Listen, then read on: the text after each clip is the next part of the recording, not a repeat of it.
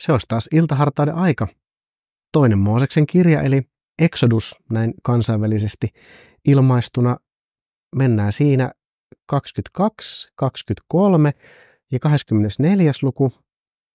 Ja sitten mennään vielä apostolien tekoihin ja luetaan sieltä 23. luku. Ja vähän pohditaan taas, että miten nämä ehkä voisi liittyä yhteen. Mä huomaan niin sen, että mulle Raamattua lukiessa on jotenkin tosi hyväksi ohjeeksi ja neuvoksi tullut se, että mä vähän niin kuin katon tätä päivää, että nyt se mitä mä luen tänään tästä kirjasta, millä tavalla se voisi auttaa mua tämän päivän asioissa ja ajatuksissa. Ja no, tänään on ihana kesäpäivä, ei ole valittamista, lämmintä 26 astetta ja mukava tuulenvire tässä käy, niin ympäristö on parempi kuin mitä voi edes kuvitella.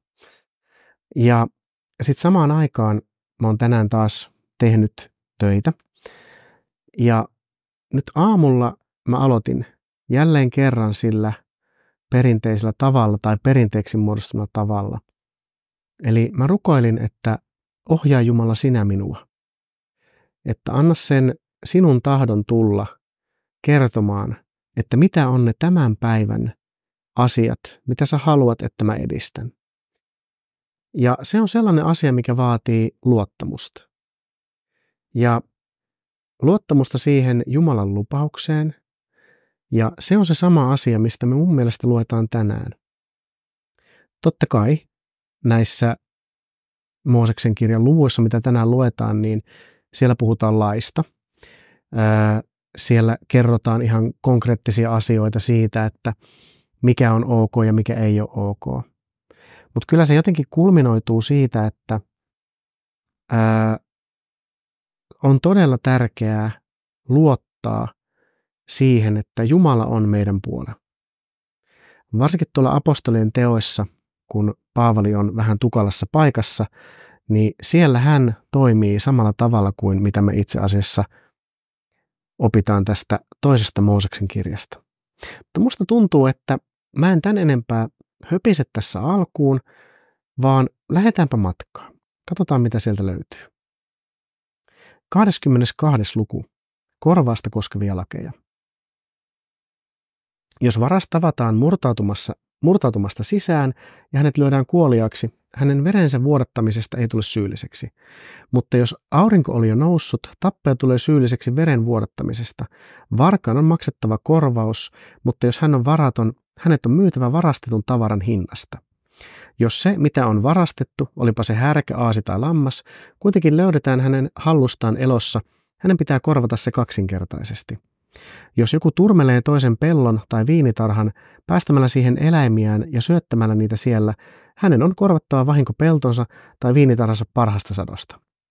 Jos tuli pääsee irti ja tarttuu orjantappuroihin niin, että kuhilaat, vilja tai pelto palavat, on palon sytyttäjän korvattava se, mikä on palannut. Jos joku antaa toiselle rahaa tai tavaraa säilytettäväksi ja se varastetaan tämän talosta, on varkaan, jos hänet löydetään, korvattava se kaksinkertaisesti. Ellei varasta löydetä, talon omistajan on astuttava Jumalan eteen ja vannottava, että hän ole ottanut toisen omaisuutta. Jokaisessa rikosasiassa, koskee se härkeä, aasia, lammasta, vaatetta tai mitä tahansa kadoksissa olevaa, josta joku sanoo, tämä se on kummankin kanta tuotava Jumalan eteen. Sen, jonka Jumala tuomitsee syylliseksi, on korvattava lähimmäiselleen kaksinkertaisesti. Jos joku antaa toiselle aasin, härän, lampaan tai minkä tahansa eläimen säilytettäväksi, ja se kuolee tai vahingoittuu tai ryöstetään kenenkään näkemättä, Herran edessä vannottu vala ratkaisko heidän välinsä. Ellei toinen ole kajonnut toisen omaisuuteen, omistajan on hyväksyttävä vala, eikä korvausta tarvitse maksaa. Mutta jos eläin on varastettu häneltä, varkaan tulee maksaa omistajalle korvaus. Jos eläin on raadeltu kuoliaaksi, se on tuotava todisteeksi. Raadellusta eläimestä ei tarvitse maksaa korvausta. Jos joku lainaa lähimmäiseltään eläimen ja se vammautuu tai kuolee, eikä sen omistaja ole paikalla, siitä on maksettava korvaus. Jos sen omistaja on paikalla, korvausta ei tarvitse maksaa. Jos se oli vuokralla, olkoon vuokrakorvauksena.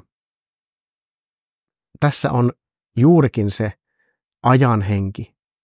Eli kyllähän nämä asiat niin kuin kertoo siitä ajasta, missä on eletty, mikä on ollut arvokasta. Tietysti karja, eläimet ja sanotaanko näin, että hirveän paljon täällä ei puhuta rahasta, vaikka vähän puhutaankin. Sitten mennään eteenpäin. Eri aiheita koskevia lakeja. Jos mies viettelee neitsyön, jota ei ole kihlattu ja makaa hänen kanssaan, miehen on maksettava morsiammen hinta ja otettava tyttö vaimokseen. Jos tytön isä kuitenkin kieltäytyy antamasta häntä miehelle, tämän on silti maksettava rahassa sama morsiammen hinta kuin neitsyöstä. Älä salli noita naisen elää. Jokainen, joka sekaantuu eläimeen, on surmattava. Jos joku uhraa muille jumalille kuin Herralle, hänet vihittäköön tuhon omaksi. Älä sorra, äläkä ahdista muukalaista, sillä te itse olette olleet muukalaisina Egyptin maassa. Älä sorra leskiä, äläkä orpoja. Jos sinä sorrat heitä ja he huutavat minua avukseen, minä kuulen heidän huutonsa.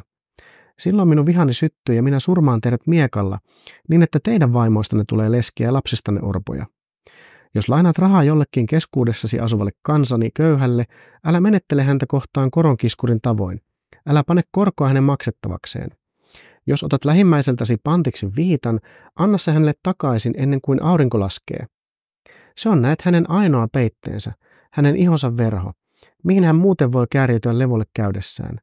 Jos hän huutaa minua avukseen, minä kuulen häntä, sillä minä olen armollinen. Älä herjää Jumalaa, äläkä kiroa kansasi ruhtinasta. Älä viivyttele antamasta minulle antia vilja- ja viinisatosi parhaasta osasta. Anna minulle esikoispoikasi. Tee samoin naudoillesi ja lampaillesi.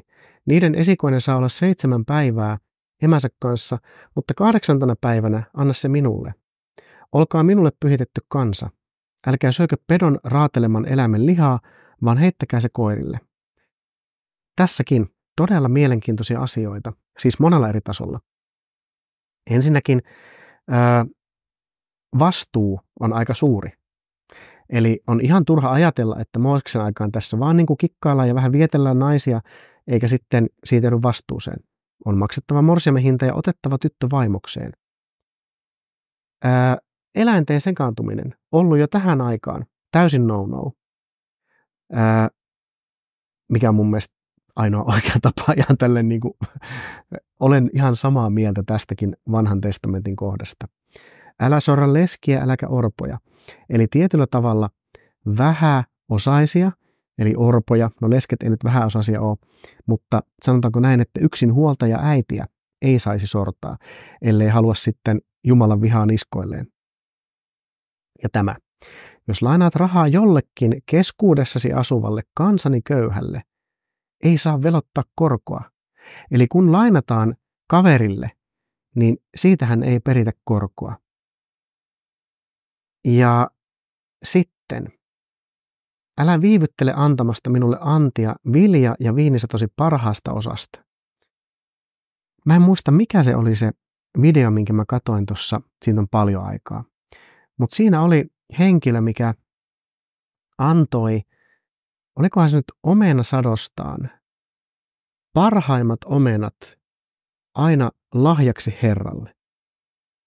Ja se, mitä siitä tapahtui, niin oli se, että se sato tuli aivan valtavaksi. Että jos me osattaisiin ilolla antaa siitä ensimmäisestä sadosta, mitä me elämässä saadaan, mikä tahansa se onkaan, niin Jumalalle, mitä se antaminen voi olla nykypäivänä? Jos nyt mä vaikka voittaisin lotossa, mikä nyt on mahdotonta, koska pitäisi lotota, mutta leikitään, että lottoisin ja voittaisin lotossa, niin mä antaisin siitä Jumalalle käytännössä kaiken niin paljon kuin Jumala ottaisi vastaan. Koska mä tiedän, että kun mä annan Jumalalle itseni ja kaiken, niin Jumala voi aina moninkertaistaa sen kaiken hyvän, mikä omassa elämässä on. Ja sen kyllä sitten ymmärtää, kun sen ensimmäisiä kertoja tekee, että kun uskaltaa luopua siitä omasta tahdosta ja antaa kaiken Jumalan hoitoon. Esikoispoika, mitä se myös tarkoittaa? Eihän Abrahamkaan uhrannut sitä hänen poikaansa. Jumala pyysi häntä uhraamaan hänen poikansa. Jumala halusi vaan tietää sen, että ootko sä oikeasti Jumalan tahdon alaisena. Ja Jumala halusi vaan testata sen, että kyllä, sinä olet, älä siis uhraa poikaasi, minä uskon. Eli läpi Raamatun me luetaan sitä, kuinka iso ja tärkeä merkitys sillä on, että me toteutetaan Jumalan tahto meidän omassa elämässä. Abraham oli valmis uhraamaan oman poikansa Jumalan tähden, mutta hän ei koskaan tarvinnut uhrata omaa poikaansa. Riitti, että hän näytti sen toteen, että hän on täysin ja täydellisesti kaikissa tilanteissa Jumalaan uskova. Abraham siis tiesi, että kerran Jumala on kaikkivoipa, niin hän voi hänen poikansa tuoda takaisinkin. Täydellinen usko. Sen takia Abraham vanhurskautettiin yksin uskosta. 23. luku. Kehotus oikeamielisyyteen. Nämä on aika tärkeitä tämmöisiä eettisiä ja moraalisia sääntöjä, mistä me voitaisiin ottaa nykypäivänäkin oppia. Älä levitä perättömiä huhuja, äläkä anna apuasi jumalattomalle rupeamalla vääräksi todistajaksi. Älä ole joukon mukana tekemässä pahaa, äläkä todista riita-asiassa niin, että taivut enemmistön mukana vääristämään totuuden. Älä suosi vähäosaista hänen riita-asiassaan. Jos tapaat vihollisen, härän tai aasin eksyksissä, sinun on vietävä se hänelle takaisin. Jos näet vihamiehesi aasin makavan kuormansa alla, älä jätä auttamatta, vaan auta häntä nostamaan se jaloilleen. Älä vääristä köyhän lähimmäisesi oikeutta hänen riita-asiassaan. Pysy erossa väärästä asiasta. Älä surmaa viatonta ja vanhurskasta, sillä minä en julista syyllistä syyttömäksi. Älä myöskään ota lahjusta, sillä lahjus sokaisee tarkkanäköisetkin ja vääristää vanhurskaiden sanat. Älä sorra muukalaista, tehän tunnette muukalaisen mielen, koska olette olleet muukalaisina Egyptin maassa. 6 vuotena kylvä maasi ja korjaa sen sato, mutta 7. anna sen levätä ja jätä sato korjaamatta, että kansasi köyhät saisivat syödä. Metsän eläimet syökööt loput. Tee samoin viinitarhallesi ja öljytarhallesi. 6 päivänä teet työtäsi, mutta 7. lepää, että härkäsi ja aasisi voisivat levätä ja orjattarisi poika sekä muukalainen saisivat virkistyä. Noudattakaa kaikkea, mitä olen teille sanonut. Vieraiden jumalien nimiä älkää mainitko, älköön niitä kuuluko teidän suustanne. 3 kertaa vuodessa vietä juhlaa minun kunniakseni. Vietä happamattoman leivän juhlaa ja syö happamatonta leipää 7 päivänä, niin kuin minä olen sinua käskenyt määrättynä aikana Aabib-kuussa, sillä silloin sinä lähdit Egyptistä. Älkää tulko minun kasvojeni eteen tyhjin käsin. Vietä myös elonleikkuujuhlaa, kun korjaat ensihedelmät viljastasi, jonka olet kylvänyt peltoosi, ja hedelmänkorjuujuhlaa vuoden lopussa, kun olet koonnut vaivannäköiset tulokset pellolta. 3 kertaa vuodessa tulkoon koko miesväkesi Herran kasvojen eteen. Älä uhraa minun teurasuhrini verta happaman leivän kanssa. Älköön juhlauhrini rasvaa jääkö yön yli seuraavaan aamuun. Tuo Herran Jumalasi temppeliin parhaimmat maasi ensihedelmistä. Älä keitä kiliä emänsä maidossa. Katso, minä lähetän enkelin sinun edellesi varjelemaan sinua tiellä ja viemään sinut siihen paikkaan, jonka minä olen valmistanut. Ole varullasi hänen edessään ja tottele häntä. Älä kapinoi häntä vastaan, sillä hän ei siedä teidän rikoksianne, koska minun nimeni on hänessä. Jos kuuntelet kaikessa hänen ääntään ja teet kaiken, mitä minä käsken, minä olen sinun vihollistesi vihollinen ja ahdistajiesi ahdistaja. Minun enkelini käy sinun edelläsi ja vie sinut amorilaisten, heettiläisten, perissiläisten, kanaanilaisten, hivviläisten ja jebusilaisten maahan, ja minä hävitän heidät. Varoituksia ja lupauksia. Älä kumara heidän jumaliaan, älä palvele niitä, äläkä tee niin kuin he, vaan hävitä tyystin heidän patsaansa ja murskanne. Palvele Herraa, Jumalaasi, niin hän siunaa sinun ruokasi ja juomasi, ja minä poistan sairaudet teidän keskuudestanne. Keskimenoa tai hedelmättömyyttä ei maassasi tule olemaan, ja minä annan sinun elää täyteen ikäsi. Minä lähetän kauhuni sinun edellesi ja saatan hämminkiin kaikki kansat, joiden keskuuteen sinä menet, ja ajan kaikki vihollisesi pakoon sinun edeltäsi. Minä lähetän herhiläisiä sinun edellesi, ja ne karkottavat hivviläiset, kananilaiset ja heettiläiset sinun tieltäsi.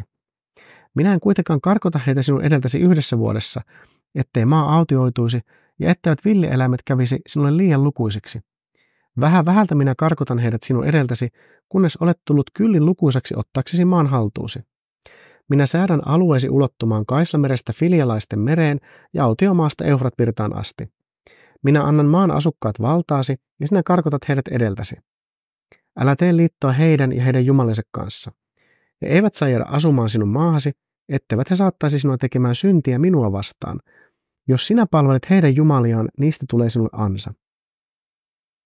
Tukevaa tekstiä, 23. luku, puhutaan moraalista, oikeamielisyydestä, eettisyydestä, sitten siitä, miten Jumalaa pitää juhlistaa, ja sitten siitä, mikä kertoo siitä Jumalan lupauksesta, että kun Mooses ja hänen kansansa on matkalla luvattuun maahan, niin heidän edellään kulkee Herran enkeli, mutta ei liian nopeasti, vaan tämä kertoo jo siitä, että matka tulee olemaan pitkä, ja pikkuhiljaa, kun heidän kansan väkimäärä kasvaa, niin sitä mukaan sitten myös heidän matka etenee. Ja täällä mainittiin myös se, mistä mä itse sanoin tuossa, että ensi hedelmät ja ensi sato annettiin Jumalalle, niin se tarkoittaa silloin sitä, että tulee myös lisää satoa. Ja todella tärkeänä korostuksena tässä on nimenomaisesti se, että ei pidetä mitään pakanallisia jumalia, että se on ansa.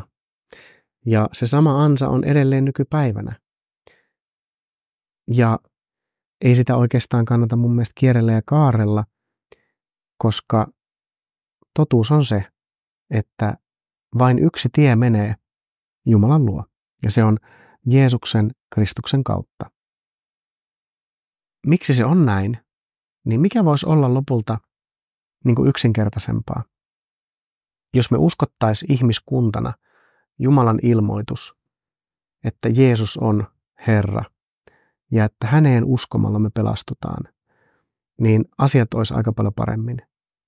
Sen takia mä teen näitä iltahartauksia, koska mä vahvasti uskon, että jokaisella meistä, ketkä puhuu Jeesuksesta kuninkaana ja totuutena ja ennen kaikkea sen armon tuojana, rakkauden antajana, niin jokaisella meistä on melkein voisi sanoa velvollisuus yrittää tuoda sen rakkauden kautta ihmisiä sinne Jumalan valtakuntaan. Tosiasia on se, että ei me millään tavalla voiteta ihmisiä puolelle sillä, että me saarnataan tai me yritetään sanoa, että toi on väärin, toi on syntiä. Se on ihan jotain muuta kuin sitä, mitä Jeesus meitä kutsuu tekemään. Jokaisella meistä on omanlaisensa työ Jumalan valtakunnassa, eli Jeesuksen seurakunnassa. Ja sillä mä aloitan nykyisin päiväni. Mä rukoilen ja rukoilen suoraan Jeesusta, että hei, rakas Herra, anna mulle se, mitä mun tänään pitää tehdä. Ja nytkin tää oli hauska, kun mä aloin kuvaamaan tätä hartautta, niin mä sain tarkan ajan, että nyt on se aika. Nyt Sami, istu tähän alas ja kuvaa. Ja tässä ollaan. En kysy, että miksi, vaan teen sen, minkä tunnen, koen, ymmärrän tulevan semmoisena lempeänä kehotuksena, että nyt on oikea aika tälle. Ja aina se on pitänyt paikkansa. Mennäänpä eteenpäin. 24. luku. Liiton tekeminen Siinailla. Herra sanoi Moosekselle, noskaa Herran luo sinä Aaron, Nadab, Abihu ja 70 Israelin vanhinta. Kumartukaa kasvoillenne maahan ollessanne vielä etäämmällä. Sitten Mooses lähestyköön yksinään Herraa, muut älkööt tulko lähelle ja kansa älköön nousko vuorelle hänen kanssaan. Mooses palasi kertomaan kansalle kaikki Herran sanat ja kaikki hänen säädöksensä. Silloin koko kansa vastasi yhteen ääneen. Kaiken mitä Herra on puhunut, me teemme. Sitten Mooses kirjoitti muistiin kaikki Herran sanat. Seuraavana aamuna hän nousi varhain ja rakensi alttarin vuoren juurelle sekä pystytti 12 patsasta Israelin 12 heimon mukaan. Hän lähetti israelilaisia nuoria miehiä uhraamaan polttouhreja ja teurastamaan härkiä yhteysuhriksi Herralle. Mooses otti puolet uhrieläinten verestä ja pani sen maljoihin, ja toisen puolen hän pirskotti alttarille. Sitten hän otti liiton kirjan ja luki sen kansalle. Israelilaiset sanoivat, me noudatamme ja tottelemme kaikkea, mitä Herra on puhunut. Mooses otti veren, pirskotti sitä kansan päälle ja sanoi, tämä on liiton veri, sen liiton, jonka Herra on tehnyt teidän kanssanne kaikkien näiden sanojen mukaisesti. Sitten Mooses nousi Aaronin, Naadabin, Abihun ja 70 Israelin vanhimman kanssa vuorelle. He näkivät Israelin Jumalan. Hänen jalkojensa alla oli kiveys, joka oli kuin safiirikivestä tehty, puhdas kuin itse taivas. Näitä israelilaisten valittuja vastaan Herra ei nostanut kättään. He saivat nähdä Jumalan ja he söivät ja joivat. Mooses kohtaa Herran Siinain vuorella. Herra sanoi Moosekselle, nouse minun luokseni vuorelle ja odota siellä, niin minä annan sinulle kivitaulut sekä lain ja käskyt, jotka minä olen kirjoittanut opetettaviksi kansalle. Mooses ja hänen palvelijansa Joosua lähtivät, mutta ennen kuin Mooses nousi Jumalan vuorelle, hän sanoi vanhemmille, odottakaa meitä täällä, kunnes palaamme luoksenne. Ovathan Aaron ja Huur kanssanne. Se, jolla on jotakin asiaa, voi kääntyä heidän puoleensa. Kun Mooses nousi vuorelle, pilvi peitti vuoren, ja Herran kirkkaus asettui Siinain vuorelle. Vuori oli 6 päivää pilvenpeitossa, ja 7. päivänä Herra kutsui Moosesta pilven keskeltä. Herran kirkkaus vuoren huipulla näytti israelilaisista kuluttavalta tulelta. Mooses meni pilven sisään ja nousi vuoren huipulle. Hän viipyi vuorella 40 päivää ja 40 yötä. Kyllä. Jäin vaan siis vielä tätä liittoa miettimään. Jumala tekee siis liiton Mooseksen Israelin kanssa, että kun he noudattavat näitä lakeja ja sääntöjä, Jumala on heidän kanssaan. Jeesuksen liitto on paljon yksinkertaisempi. Meidän täytyy ottaa vain vastaan hänen armo ja hänen pyhä henkensä, ja me pelastutaan, ja Jumala on meidän kanssa. Selvitään aika helpolla. Ja vielä jotenkin haluan tähän tuoda esiin tämän, tässä puhutaan näistä uhrieläimistä. Veri on täällä näkymättömän puolella valuuttaa. Ja tämä veren käyttäminen liittyy kokonaisuudessaan Raamatussa siihen ihmisen syntiinlankemukseen. Eli koska me ollaan niin syntisiä ja ei ollut vielä Jeesus lunastanut ihmisten syntejä, niin käytettiin välittäjää, mikä täällä siis itse asiassa sanotaan, teurastamaan härkiä yhteysuhriksi Herralle. Eli ihminen on jo tähän aikaan, siis varsinkin tähän aikaan, mutta siis niin syntinen, että ilman, että meidän sitä niin kuin syntiä lunastetaan ja niitä vaakoja tasataan siellä niin kuin hengellisessä puolessa, niin meillä ei ole asiaa Jumalan luo. Se on rajua, mutta se on totta. Nykypäivänä meidän ei tarvitse enää uhrata eläimiä, koska Jeesus on se elävä uhri meidän puolesta. Kun me annetaan meidän oma elämä Jeesukselle, me annetaan itsemme eläväksi uhriksi Jeesukselle. Ja kun mä annoin oman elämäni Jeesukselle ja menin kasteelle, se vanha minä kuoli ristille Jeesuksen kanssa ja uusi syntyy Jeesuksen ohjauksessa, pyhässä hengessä, uudeksi Kristuksen seurakunnan jäseneksi, missä tietysti rukoilen pysyväni niin kuin nöyränä ja kuuliaisena ja hoksottimet kohdallaan oman elämäni loppuun saakka. Eli ei ole enää sitä veriuhria. Ei tarvitse, koska Jeesus. Mennään sitten käymään vielä täällä apostolien teoissa. Tämä alkaa itse asiassa 22. luvun viimeisestä jakeesta. Eli 22. luku jae 30 ja sitten siitä mennään suoraan eteenpäin 23. lukuun. Paavalin neuvoston edessä.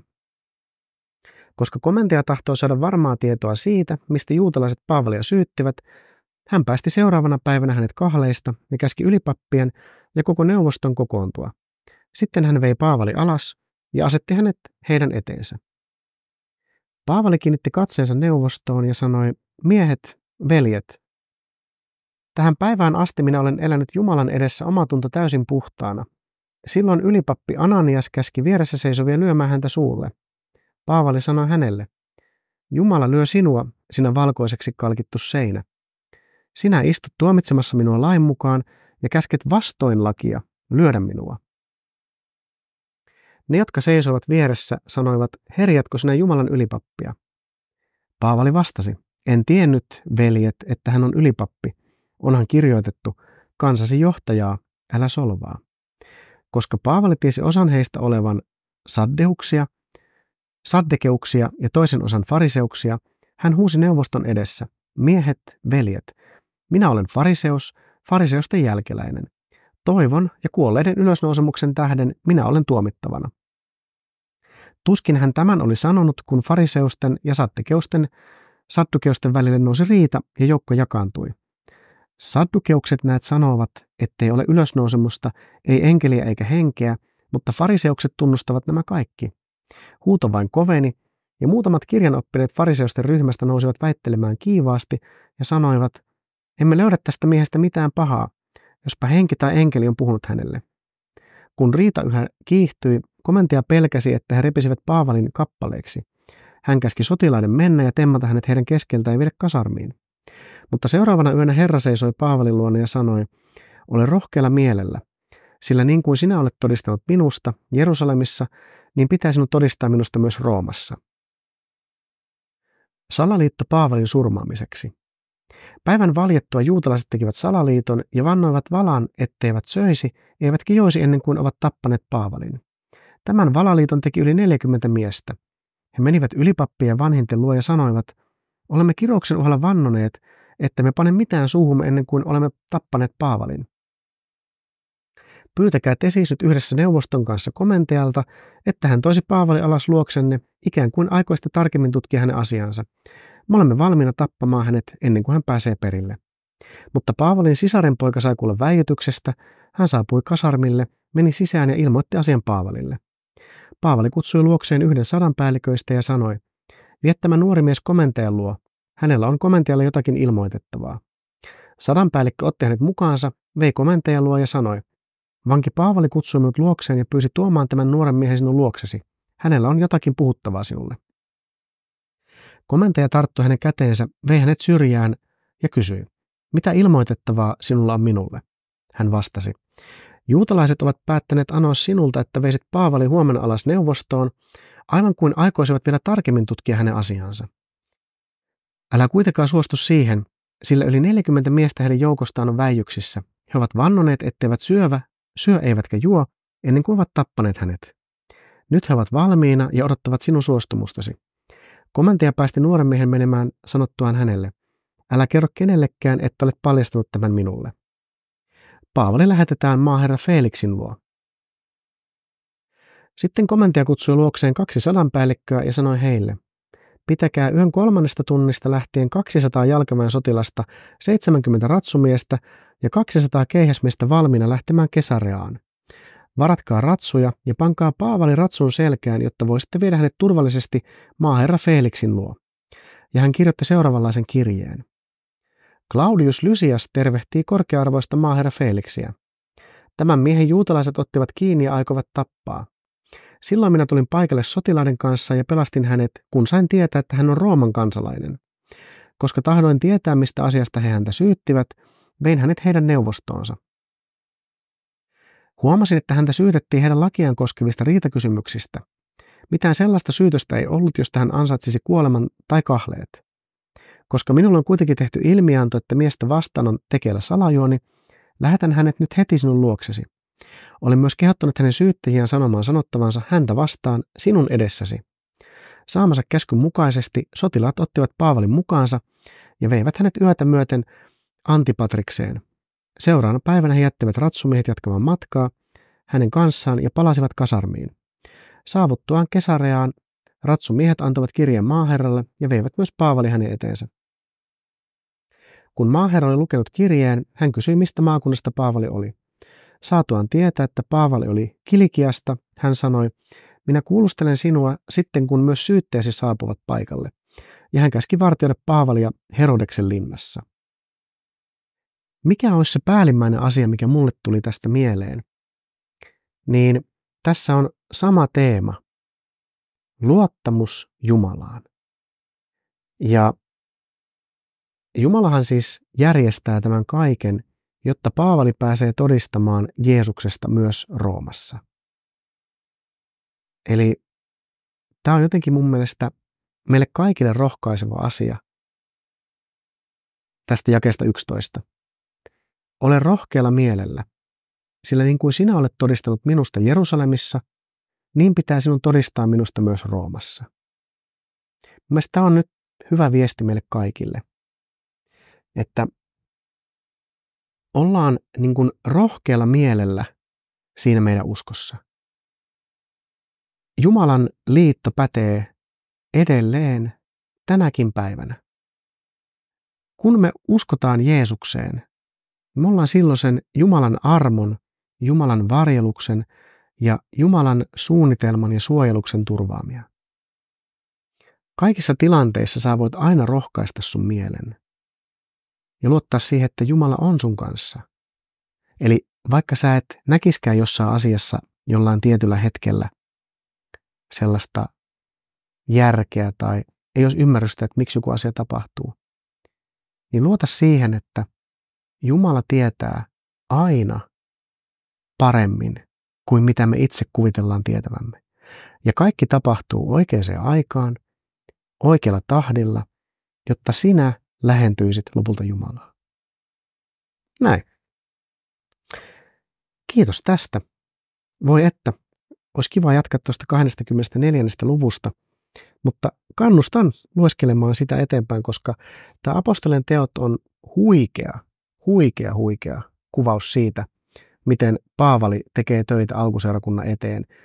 Ja ennen kaikkea mielettömän upea kuvaus siitä voimasta ja rohkeudesta ja luottamuksesta, mikä Paavalillakin täytyy olla, kun hän tuolla vankilassa viruu ja häntä syytetään asioista, mitä hän ei tee. Ja se on aivan totta. Nykypäivänäkin kaikki Jeesuksen seuraajat saavat aina osansa siitä Jeesuksen rististä. Joskus se tarkoittaa sitä, että sua saatetaan ehkä vähän jopa vainota. Joissain maissa voi lähteä henki. Mutta tosiasiassa koskaan ei ole mitään huolta. Sillä sä oot Jeesuksessa, Jeesus on sun kanssa. Tämä on hyvä lopettaa. Siunasta ja hyvää yötä, jos käyt nukkumaan.